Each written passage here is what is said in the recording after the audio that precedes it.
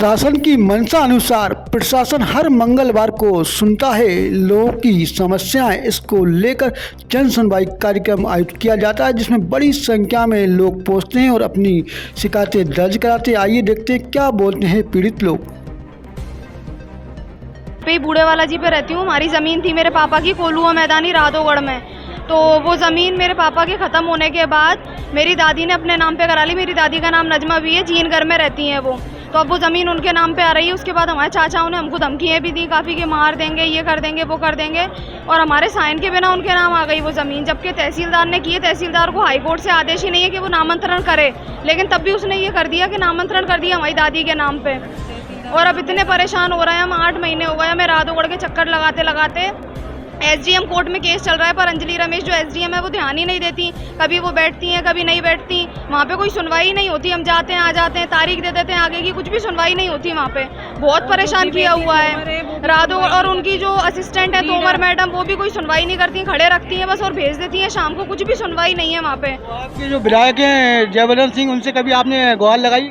नहीं, उनसे कभी मिलना ही नहीं हुआ, क्योंकि जब वहीं से न्याय नहीं मिल रहा तो फिर आगे हम क्या सोच सकते हैं कि न्याय मिलेगा। इसलिए हम कलेक्टर साहब के पास आए थे बोलने के लिए, और वहाँ पे हमने इतने आवेदन दे दिए, आवेदन का ही पता नहीं चलता कहाँ चले जाते हैं, क्या होता है। कुछ समस्या खाली नहीं निकल रहा वहाँ से। वो बस बोल देते हैं हाँ कर देंगे, निराकरण कर देंगे, पर वहाँ पे कुछ नहीं होता। राधोगढ़ में 8 महीने से परेशान हो रहे हैं हम, और यहाँ से गुना से हम जा रहे हैं। कोई कमाने वाला भी नहीं है, पापा भी नहीं है, भाई मेरा छोटा है। यहाँ से हम जाते हैं, खर्चा वगैरह भी लगता है। उनसे बोला ट्रांसफर कर दो, तो ट्रांसफर भी करने के लिए बहुत नाटक बताया उन्होंने। मेरे 2 बच्चों का तो नाम ही नहीं लिखा है। इसमें ये बताया है कि बस ये समरा है, नाबालिग, इससे छोटी वाली लड़की का नाम दिया बस, और मेरे लड़के का नाम नहीं दिया। इसमें ये बोला है कि पुत्री नहीं है, और ये इस लड़की का नाम नहीं दिया, उमरा का। मेरा नाम भी नहीं है इसमें। और न लड़के का नाम है और न लड़की का नाम है, बस खाली समरा का नाम है, वो भी बालिग है, और इसमें नाबालिग लिखा है इन लोगों ने। और ये इसमें शपथ पत्र भी लगवाया है मोहल्ले के लोगों से, उनसे भी साइन करवाया है। ये साइन करे, उनके नंबर लिखे हुए हैं। और इनके लड़के ने ये बोला है कि मैं बहुत साल पहले ही अपने घर से चली गई, और जिसमें मैं गुना में ही रह रही हूँ, गुना में ही मेरा घर है। ये बच्चे बड़े हो गए, तीनों 25 साल हो गए मेरे ससुराल में रहते रहते। इन लोगों ने इतना जालसाजी और झूठा ये करके साफ साफ ये बता दिया कि पुत्री नहीं है, जबकि पुत्र है तो फिर कैसे वसीयत हो सकती है। और ये बताया कि 10 साल पुरानी वसीयत थी, 10 साल पुरानी वसीयत पे अब कार्रवाई हो रही है। पापा के साइन जो हमारे करवाए, हमारे पास पैन कार्ड की असली साइन है। अब ये मांग है हमारी कि कम से कम उसकी जांच तो हो कि क्या गड़बड़ी करी उन्होंने। किसी के खिलाफ जांच ही नहीं हो रही। सरकार जांच करवाए ना एसडीएम ने क्यों उसे निरस्त किया, क्या किया पता ही नहीं चल रहा कि किसने क्या किया। तहसीलदार ने कर दिया, उनका ट्रांसफर हो गया। अभी पूर्व मुख्यमंत्री दिग्विजय सिंह गुना क्षेत्र में हैं, तो आप उनसे क्या मांग करना चाहती हैं? मैं उनसे ये मांग करना चाहती हूँ कि वो पूरी जांच बिठलवाएं और देखें कि एक एक अधिकारी जो ये पूरे पैसे खा रहा है, घूस खा रहा है और ये सब करके काम कर रहा है ना, उनके ऊपर कम से कम कुछ तो जांच हो। क्या करेगा गरीब इंसान, कहाँ से क्या करेगा? अपना हक ही नहीं ले पा रहा है खुद का। अगर दूसरे का छीने वो भी बात चल जाए, पर अपना हक ही नहीं ले पा रहा है इंसान, क्या कर सकता है? जीते जागते पुत्र को मार दिया उन लोगों ने, और तब भी आप सोच सकते हैं कि क्या होगा फिर।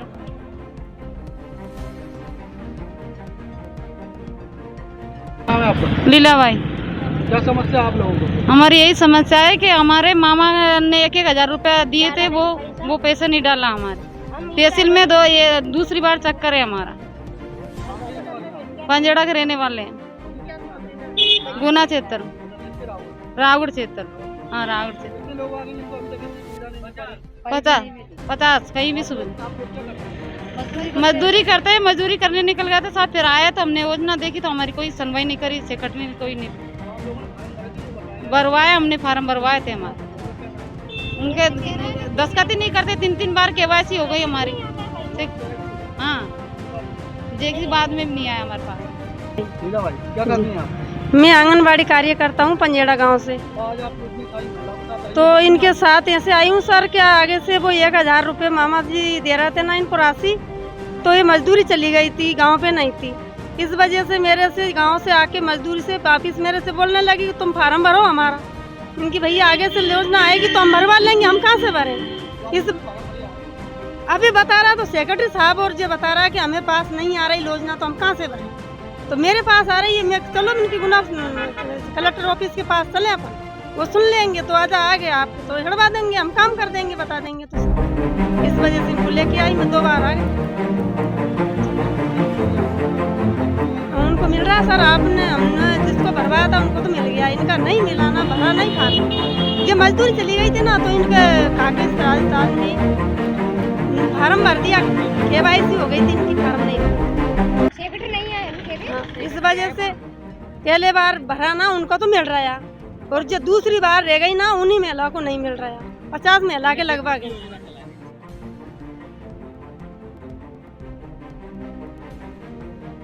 बताइए क्या परेशानी है आप लोगों को? हमें परेशानी, हमारी ना तो कॉलोनी में लाइट हो, ना पानी हो, ना नली हो, ना रोड हो, कुछ भी नहीं है। हमें जीवन यापन करना बहुत ही मुश्किल से हो रहा है, और हमें बच्चों के लिए भी परेशानियां हो रही हैं। मच्छर पनपते हैं, वो गंदा पानी भरा रहता है जगह जगह, तो वो ना सफाई है, ना गाड़ी भी नहीं आती। कचरी गाड़ी आती है 8-8 दिनों में एक दिन गाड़ी आती है, उससे बोलते हैं तो वो कहता है कि हम क्या करें, आएंगे जब आएंगे। 4 साल हो गई, और 4 साल ना कोई सुनवाई करे, 5 साल हो गए फिरते फिरते। हमें कलेक्ट्रेट में भी बिजली की व्यवस्था भी नहीं है बिल्कुल भी।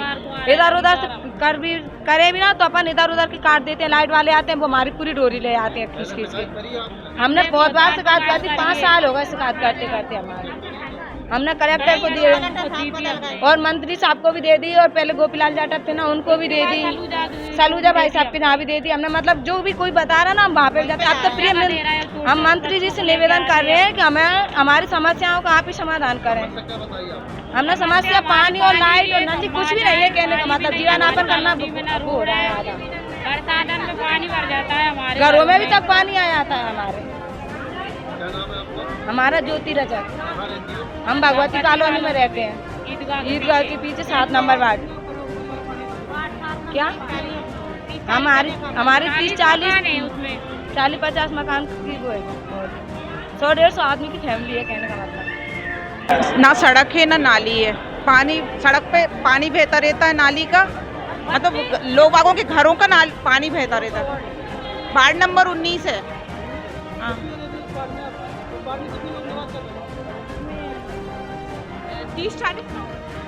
30-40 घर हैं। 2080 में 1980 में। हाँ ना सड़क है ना वो है, सड़क नाली है, कुछ भी नहीं है। पार्षद बहादुर सिंह लोधा है, उनसे बोला था, पहले बोले विधानसभा चुनाव के बाद बन जाएगी, पहले लोकसभा चुनाव के बाद बन जाएगी। हाँ और कोई भी सुनवाई नहीं, ना कोई देखने आता, झाड़ू लगाने तक कोई नहीं आता, नगर पालिका से कोई गाड़ी नहीं आती।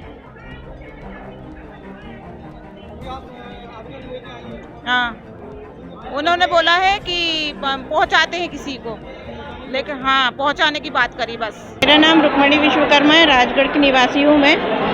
मेरी मम्मी का नाम बादाम बाई है, उनकी ज़मीन है गुना बाईपास पे मकसूदनगढ़ में। पर क्या है, मेरा जो छोटा मामा है संतोष कुमार विश्वकर्मा, उसका कब्जा नहीं छोड़ रहे हैं, उसका सपोर्ट बड़े बड़े नेता और लोग कर रहे हैं, और इससे क्या हमारी जान का भी खतरा है। हम लोग मकसूदनगढ़ जाए, अगर मेरे भाई मेरे मामा कृष्ण मुरारी अगर उनको कुछ हो जाता है तो इसकी जिम्मेदार सरकार होगी। मैं 181 पे भी कॉल कर चुकी हूँ और कलेक्टर में भी आवेदन दे चुकी हूँ।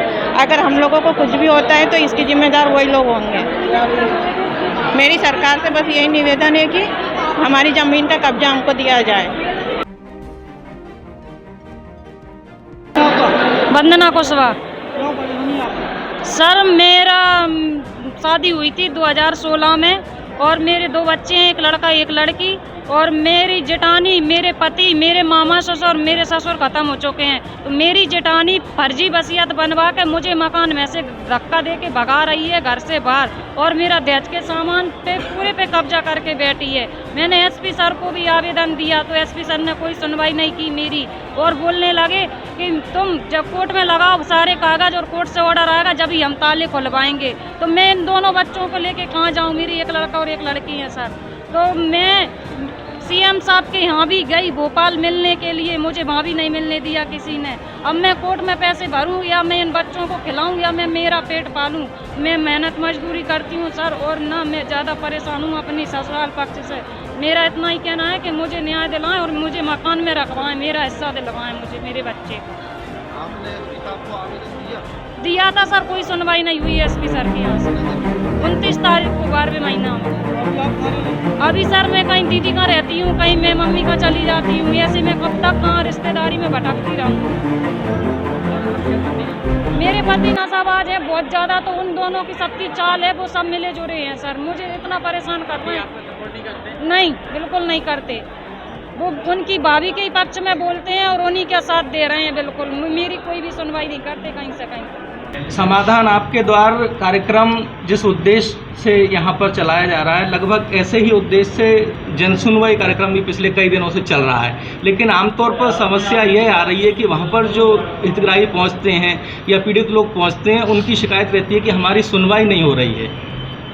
देखिए, समाधान आपके द्वार का जो कार्यक्रम है उसमें जनसुनवाई के प्रकरणों को भी रखा है। यदि वहाँ सुनवाई नहीं हो रही है, ये हमारी जानकारी में पहली बार आपके माध्यम से आया है। यदि नहीं हो पा रही है या जो संबंधित अधिकारी है किसी अन्य कार्य में व्यस्त है या उसके व्यक्तिगत कुछ कारण रहा है, उसकी जानकारी हम दिखवाते हैं। और यदि कोई व्यक्ति ऐसा पीड़ित है, वो हमारे यहाँ आवेदन दे सकता है। हम कलेक्टर साहब को लिखेंगे कि आखिर ये, या जिस विभाग से संबंधित है उनके वरिष्ठ अधिकारियों को लिखते हैं कि आखिर ये जनसुनवाई में इनका निराकरण क्यों नहीं हो पा रहा है। और जनसुनवाई में अभी हमने ये चालू भी किया है कि प्रत्येक जनसुनवाई में एक हमारा जो एडवोकेट है, हम लोगों की ओर से नियुक्त एडवोकेट है, वो लीगल आपको विधिक संबंधी जो जानकारी है उनके संबंध में वो अपनी राय देने के लिए बैठे हैं। उनके कुछ जानकारी हमारे यहाँ पे भी आती है, उनका निराकरण करवा रही हैं। यदि हमारे पास ऐसा कोई आवेदन आता है तो हम संबंधित विभाग को अपनी तरफ से उचित कार्रवाई के लिए लिखेंगे।